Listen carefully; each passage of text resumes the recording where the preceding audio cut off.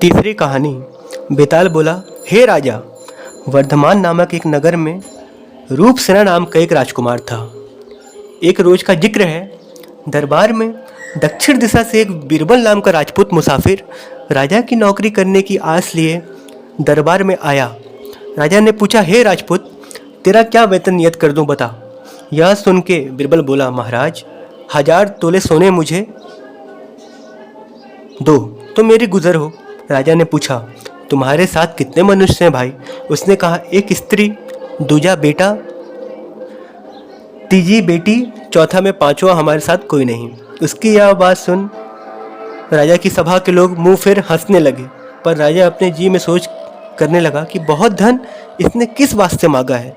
फिर आप भी अपने में समझा कि बहुत धन दिया हुआ किसी रोज सफल होगा। इतना कह राजा ने भंडारी को बुलाकर कहा कि हमारे खजाने से 1000 तोले सोना बीरबल को रोज दिया जाए। यह हुक्म जगह जा 2 हिस्सा कर आधा तो ब्राह्मणों में बांटा और आधे के फिर से 2-2 हिस्से का शेष हिस्सा तो उसमें से अतिथि, वैरागी, वैष्णव और सन्यासी को बांट दिया, और बाकी जो एक हिस्सा रहा उसका खाना पकाकर भूखों को खिला दिया। बाकी को कुछ रहा सो अपने खाया। इसी तरह से हर रोज काम चला, लेकिन शाम के वक्त रोज ढाल तलवार ले राजा के पलंग की चौकसी में हाजिर रहता, और राजा जब सोते थे चौकर पुकारते कि कोई हाजिर है, तो वह जवाब देता कि बीरबल, जो हुक्म। एक बार एक स्त्री के रोने की आवाज़ आई।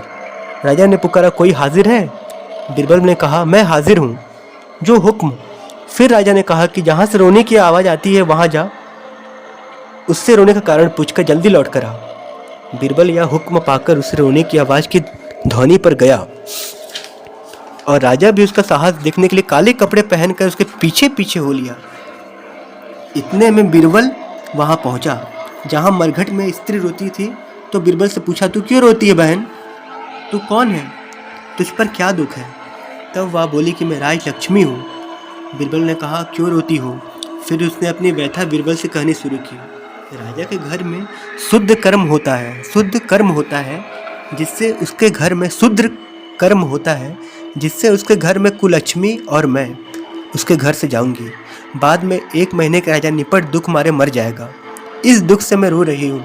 मैंने उसके घर में बहुत सुख पाया है, इस वास्ते यह पछतावा है, और यह बात झूठ ना होगी। फिर बीरबल ने पूछा, इसका कुछ उपाय तो होगा जिससे राजा बचे और 100 साल जिए। वह बोली, पूर्व की ओर 1 कोस पर देवी का मंदिर है, जो उस देवी पर अपने बेटे का सिर अपने हाथ से काटकर दे देगा तो राजा को बच सकता है, और 100 साल तक इसी तरह से राज करेगा और कोई दुख राजा को नहीं होगा। यह बात सुनते ही बीरबल अपने घर को चला, और राजा भी उसके पीछे हो लिया। गरज जब वह घर में आया तो अपनी स्त्री को जगह उसको सब हाल बता दिया। उसने वह अहवाल सुन बेटे को जगाया, तो बेटे के उठने से बेटी भी जागी। तब उस लड़के से कहा, बेटे, तुम्हारे सिर देने से राजा के प्राण बचते हैं और राज भी कायम रहेगा। यह सुनकर वह बोला, माता, एक तो माँ बाप की आज्ञा, दूसरे स्वामी का काज, तीसरे कह देवता के काम आवे, तो इससे अच्छी कोई बात दुनिया में नहीं है। मेरे नज़दीक अब इस काम में देर मुनासिब नहीं। ऐसा विचार कर देवी के मंदिर को गए।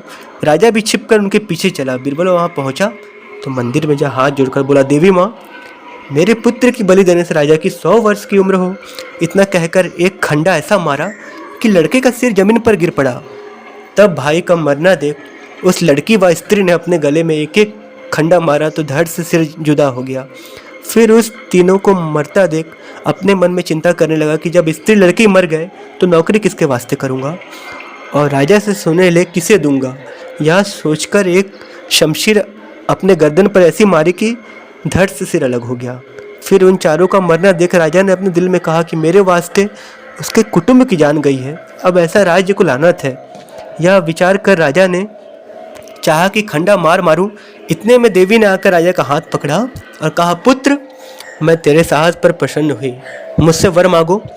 राजा बोला, माँ, तू प्रसन्न है तो इससे चारों को जिंदा कर दे माँ। देवी ने पाताल से अमृत ला चारों को जिला दिया। उसके बाद राजा ने आधा राज्य बीरबल को बांट दिया। इतनी बात कह बेताल बोला, धन्य है उसको जिसने अपने स्वामी के लिए अपने कुटुंब का बलिदान दिया, और धन्य है वह राजा जिसने राज और अपने जीवन का लालच नहीं किया। हे राजा, तुझसे पूछता हूँ, बता इन पांचों में से किसका सत अधिक हुआ? तब राजा ने जवाब दिया कि मालिक के वास्ते चाकर का जान देना उचित है, क्योंकि यही धर्म है। लेकिन राजा ने जो चाकर के लिए राजपाट छोड़ जान को दांव पे लगाया, इस वजह से राजा का सत अधिक हुआ। इतनी बात सुन बेताल फिर उसे शमशान पेड़ पर जा लटका।